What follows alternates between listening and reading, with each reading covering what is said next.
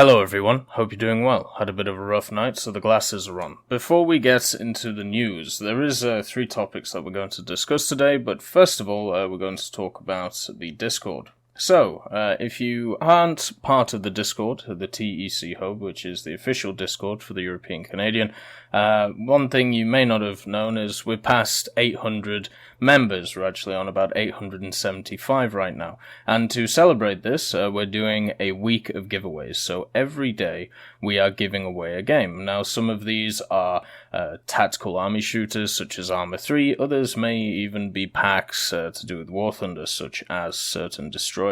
So with that said, what we're going to be doing is every day over the next week a giveaway for a game or a bundle for War Thunder, and that's what we're going to be doing this week. So if you're not part of the War Thunder Discord that we've set up, I would definitely say go ahead. And, at least if you don't get involved in the community and stuff, you can maybe get some free stuff for yourself to play, once you get back to school. See it as a back to school gift from the guys from the TEC Hub. So anyway, we have, as I said, three pieces of news today. The first one is the Russian Airborne Forces Day. So the Russian Airborne Forces Day is obviously celebrating the air forces of Russia, and to do that we're using ground vehicles. So we start off with you're able to get a decal and also some also an RP booster. So you get the emblem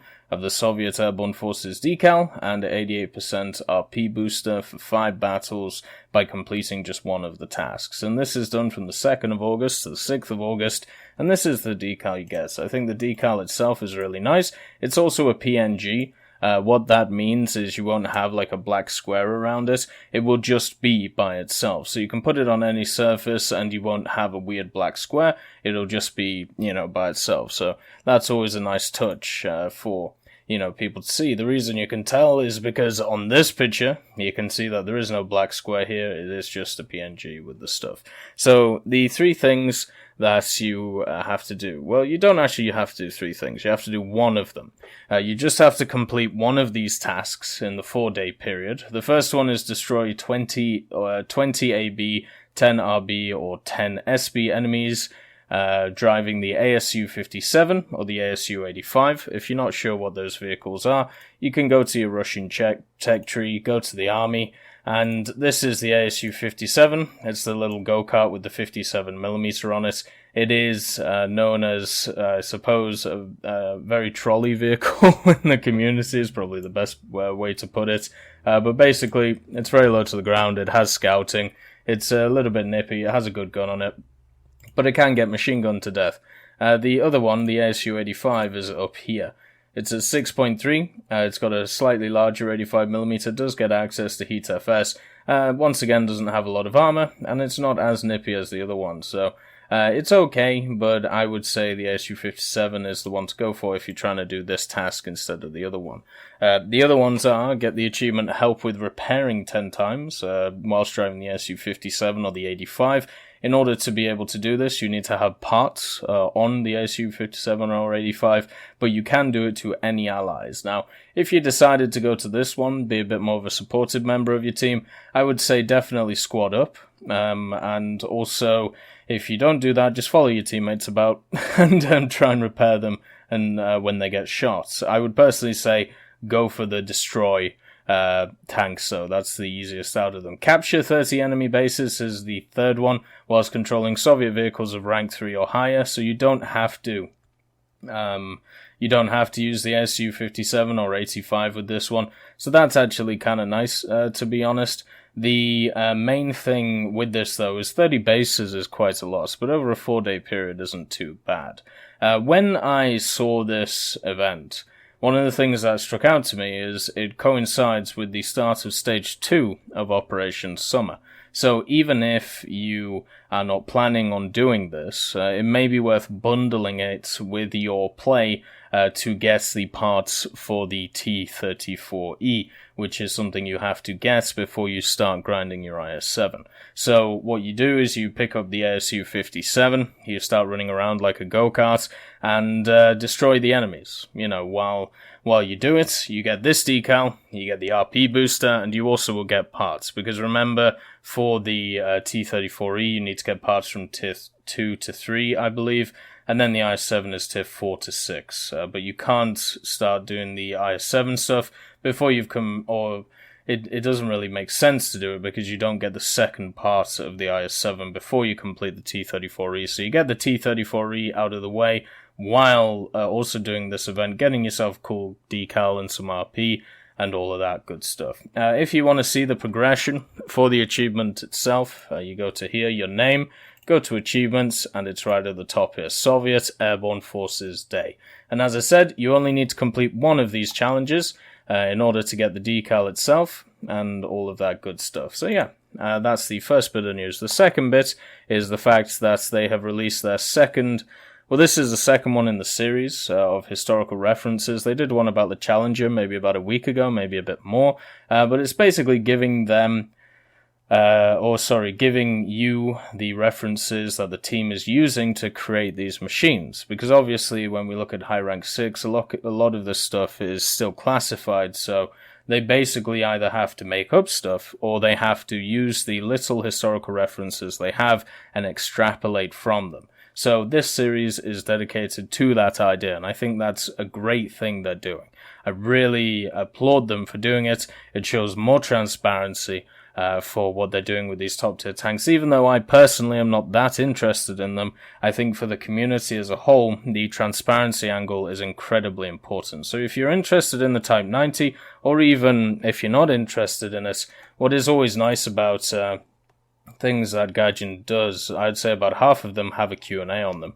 So as you can see, you know, this has a Q&A, you can learn some more information, you can work out where their thought patterns come from, and further on in the game it'll help you out. The last one, and I would actually say the most important one, depending on how they do it, because it's not clarified how they're doing it yet, is about the Warbond shop. So if you don't know where the Warbond shop is, or you don't know what it is, the Warbond shop is if you go to this, and then you click on Warbond shop. Here is the Warbond shop. This is the one from last month, and this is the one from this month here. Now, what the Warbond shop does is give you the ability to be able to unlock either profile icons, decals, the customizational options such as branches and bushes. Then you can get some decals and decorations, and also boosters and things like that. But also, it gives you the opportunity to be able to unlock specific premiums that they give away. Well, not give away, you have to grind them, but, to be able to unlock them without having to pay GE for them. Now, over the last 6 months, they've done this box as well. Now, this box contains some, let's call them rare premiums.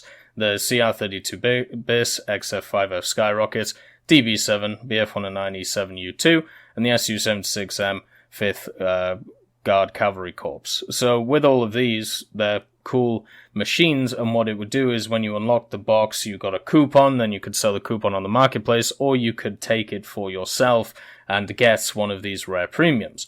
Now, what is happening this month, if we go down here, is the trophy vehicles in the setup for August will be available for the last time this year, as we will update the vehicle list in September for trophies in the Warbond shop, where you will be able to purchase the following vehicle coupons: the M3 Medium, Soviet, the CR32 BIS, the P26A34, the Boston, and the HE112B2U2, and the Lag 334. So, with that said, this is going to be the last month where you have a chance of getting these vehicles out of the Warbond shop. So if you want to try and get them through the Warbond shop, you're going to have to work hard. 3,400 Warbonds isn't too bad. The main issue I personally have is the special tasks, but you are going to have to do, let's see, because you need to get to the rank 5 of it, you need to do 40 levels complete, so that's 20 days worth of Warbonds that you have to do in order to be able to open up a battle trophy, along with the special tests that you need 14 of them. So if you do them all at the same time, you can get one of these vehicles. Now, what is interesting is the implications on the Gaijin marketplace. So, with a new battle trophy coming in for the vehicles, does that mean that we're going to get 2 separate vehicle battle trophies on the marketplace, since both of these trophies have different vehicles in them? So are we going to get a 1 and a 2, or are they going to be combined, meaning that you're going to get a chance of having 5 different 10 different vehicles instead of 5. Now, I think what they'll do is they'll split it apart, but if they don't, what we're going to do is end up in a situation where you're going to have 2 separate boxes which you combine. You're going to have to make sure to buy the right one if you want to get the right vehicle out of it. On top of this, it may be a bit of an issue with pricing on the store itself. But it's something to let you guys know that it's changing, right? It's changing going forward, with the Warbonds shop. They are changing the vehicles that you can get out of it. Now, obviously, there is other stuff going on, such as the decal. I think the decal, personally, is very clever, with the chastity belt and all of that on it. But overall, just understand that the trophy vehicles is changing. That's the main thing out of it. So if you want to know how the Warbonds shop works, I've done a video on it in the past. I've also done videos on helping how to do that stuff. There's also the War Thunder wiki, as they said there. But right now we're just going to have a look at some of these vehicles. Now, I don't have all of these vehicles. I'm pretty sure I don't have the M3 medium, because I never needed it, never wanted it. And instead I got the Grant and stuff like that, which I think is much more interesting. But if you want to know what the M3 medium is, well, guess what? It's the M3 Lee, basically. You have 2 of these types of vehicles. You have the Grant, and then you have the British Grant, and then you have the M3 Lee. Well, the M3 medium is just this, but with USSR markings. Not a great vehicle, but at least a good collectible. The CR32 BIS, which is also equal or allowed in the other box, so that's one which is actually crossed over, meaning that there's 9 in total, is just basically a CR32 with slightly better performance. It's really good if you want to get through the rank 1 of Italy quite fast. The Italians rank 1 in general is not the best, but once you hit the 202, you shouldn't really have any issues. It's a very good grind when it comes to it. Very fun and a very high win rate, which is always nice. A lot of flexibility in their aircraft. But yeah, this is the CR32 BIS, if you want to get it. And then the next one is the P26A34. Now, the P26A34, I believe, was a racing vehicle, or you got it through races or something like that. I can't remember how you actually got it, but it is just a P26A, and I believe it has slightly better performance than its tree one. I believe it's the one that actually held the world record for speed, if I'm not... I might be misquoting it. I can't remember exactly why this one is special, but it is special in game since it is a vehicle which you can't normally see in the tree. So yeah, it's a rare vehicle. The other one is the Boston Mark 1. The Boston Mark 1 is the British A20. The British have a massive selection of A20 knockoffs. So we have the Havoc Mark 1, we have the Boston Mark 1, and then we have the DB7. Now, where the Boston Mark 1 differs mainly from the A20 is the fact that it is slightly less power on it. It has a turret with Vickers machine guns in the back. It has Brownings, 7.7s in the front, and it also gets a different bomb load. So it gets 4 500-pounders, where actually that might be the same as the American one. I'll just check that right now. But the main reason the A20 is really good is because it's a fortress in the air. Yeah, it can get 4 500s and also the rockets. You don't get the rockets in the Boston. But what you get is a low BR instead, and a really nice skin, to be honest. It is a lovely plane. It was a very rare plane back in the day. They only sold it twice, and I believe in limited periods. So now they are putting it back in the Warbonds shop, so you can get it very shiny for some reason in the game. I'm on medium graphics right now. The HE112B2/U2. I believe this is a German plane. Yes, it is. This is the Spanish Civil War HE112. The skin says it all, really. It has the 220mm MGFFs and the 792s. It's basically the B-0. Once again, slightly different performance, but nothing to really write home about. It doesn't get access to secondary weapons, and all of that. The last one is the Lag 334, and I don't have it, because, so this is one I'm actually going to be trying to get myself. The Lag 334 is the lag which, instead of having the 20 or the 23 in the nose, has the 37mm donk gun.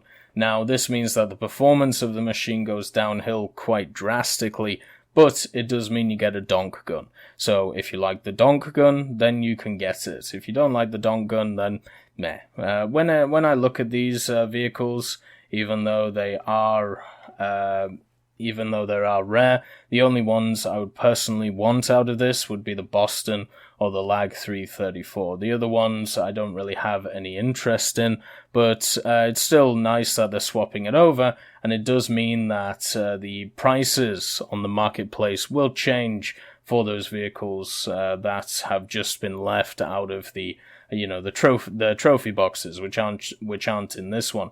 It generally means that the prices will go up, so make sure to watch the market and work out what works best for you. Anyway, that is the general news that we've had over the last few days. Good luck in Operation Summer. If you need any help or need to keep your sanity, please come along to the Discord. We'll be setting up rooms to squad up so you guys can have a laugh and have some fun and not get frustrated, which is the main thing we need to make sure not to do in Stage 2.